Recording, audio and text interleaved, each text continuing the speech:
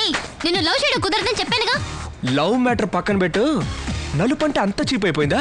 Andhra Pradesh colour నే అవమానిస్తావు నువ్వు.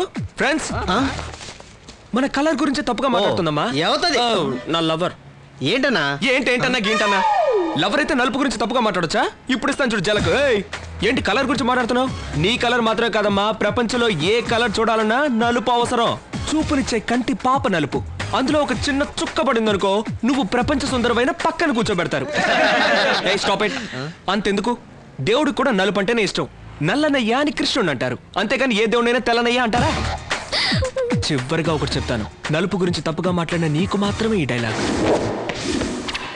నీ కలరు నా కాలి కింద, నా కలరు నీ తల మీద. అదే నేను నలుపుకున్న లెవెల్. కమ్ ఆన్ బేటా. సూపర్ అన్నా, భలే స్ట్రోక్ ఇచ్చావన్నా.